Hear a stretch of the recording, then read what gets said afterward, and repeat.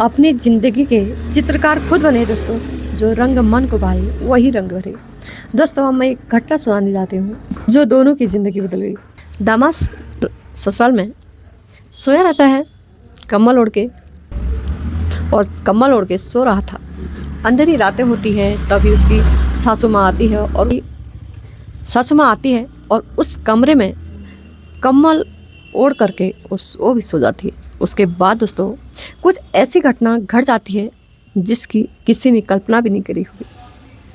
दोस्तों, आज इस घटना को सुनने के बाद शायद आप लोगों को भी बड़ी हैरानी होगी, इसलिए इस वीडियो को अंत तक बने रहिए दोस्तों। एक बड़ी सीख मिलने वाली है। बाकी दोस्तों, हम आप लोगों से एक छोटी सी रिक्वेस्ट है दोस्तों, वीडियो को लाइक, चैनल को सब्सक्राइब जरूर कीजिए।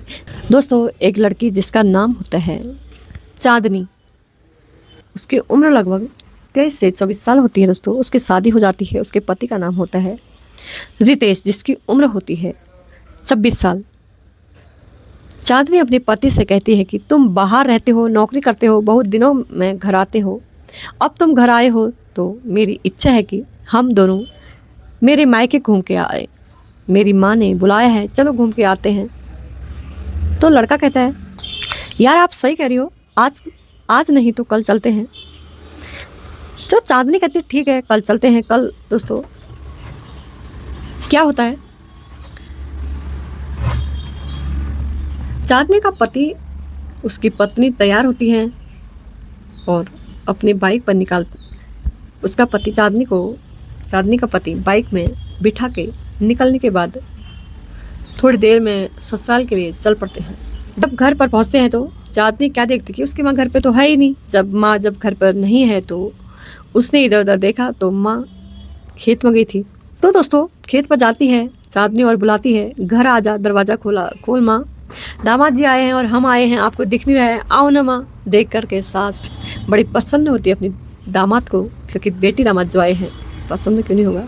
चाय पानी होता है। उसके बाद दामाद पूछता है कि ससुर जी कहाँ हैं, कहाँ गए, कहाँ हैं। एक दूसरे की कुशल पूछते हैं। कहते हैं कि साला भी आपका काम पर गया है, ससुर भी काम पर गए हैं, शाम को सब आ जाएंगे। तब बात करते करते शाम हो जाती है। दोस्तों, शाम होने के बाद आते हैं, सब लोग खाना खाते हैं, बैठते हैं, एक दूसरे की हाल साल पूछते हैं। सब ठीक ठाक हो जाता है। उसके बाद दोस्तों सब कुछ लोग सोने के लिए चले जाते हैं, क्योंकि रात हो जाती है। सब खाना खा के सोने की तैयारी करते हैं, सोने के लिए चले जाते हैं। ससुर जी अपने कमरे में, साला अपने कमरे में, और दामाद जी को भी एक कमरा लग दिया जाता है। यह उसमें लेट जाते हैं। और उसकी जो पत्नी होती है चांदनी, उसकी माँ एक कमरे में सोती है। लगभग रात के 12 से 1 बजे के बीच चांदनी का पति अपनी पत्नी को फ़ोन लगाता है और कहता है कि यहाँ आ जाओ चांदनी, ज़्यादा समय नहीं लगाएंगे, आओ थोड़ा मौज मस्ती कर लेते हैं। तो चांदनी कहती है थोड़ा रुको, थोड़ी देर रुकते हैं।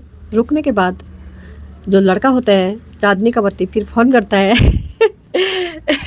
क्यों, और तो सीमा अपने पति के पास पहुंच जाती है। 1 घंटे 2 घंटे रंगलियां मनाते हैं और जो भी करते हैं मौज मस्ती करने के बाद चांदनी आती है, अपनी माँ के पास सो जाती है। लेकिन दोबारा जब फिर लड़के, उसका चांदनी का पति का मन होता है तो दोबारा फिर फ़ोन करता है और चांदनी एक बार फिर आ जाओ तो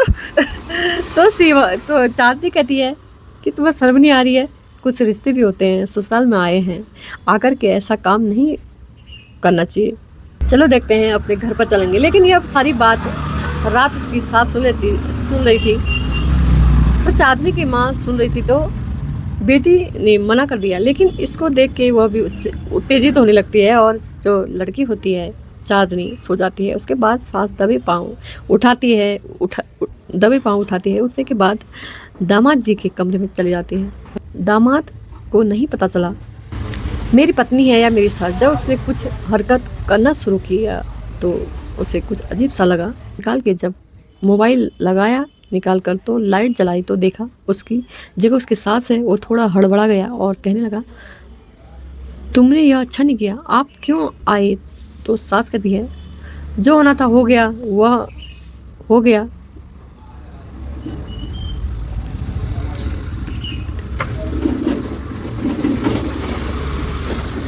आपको जो भी करना है वो आप कर लीजिए।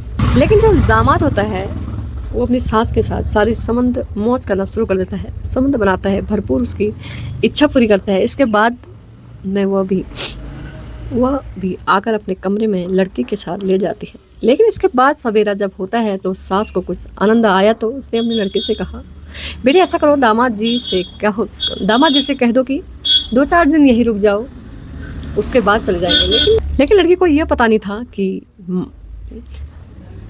था। सीमा कहती है रुक जाओ, मगर माँ कह रही थी, सब कहते हैं कि ठीक है, अगर कोई बात है तो रुक जाते हैं। वो रुक जाता है। रुकने के बाद रोज़ाना काम बन गया कि सासू माँ जाती है दामाद के पास, रंग रंगलियाँ मनाती हैं और जब संबंध बनाते हैं, जब आपस में काम करते हैं, फिर आ जाती है। इसके बाद यह बात चांदनी को किसी प्रकार से पता चल गई। कहाँ आज माँ को देखते हैं, रात में ये जाती कहाँ है, और थोड़ी देर बाद लौट आती है तो उस समय वह नहीं सोई थी। रात के करीब 2-2:30 बजे था।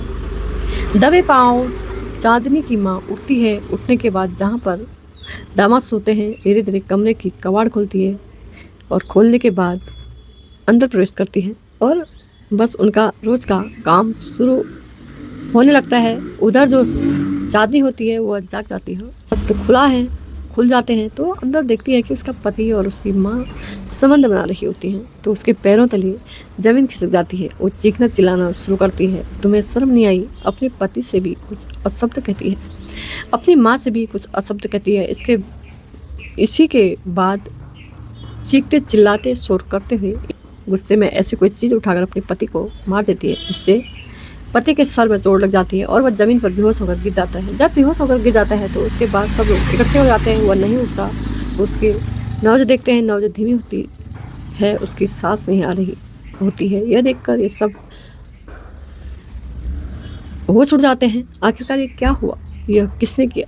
तो पुलिस को फ़ोन किया जाता है। पुलिस को जब फ़ोन किया जाता है, पुलिस मौके पर आ जाती है। पुलिस जब मौके पर आती है तो पूछा जाता है कि ये किसने मारा।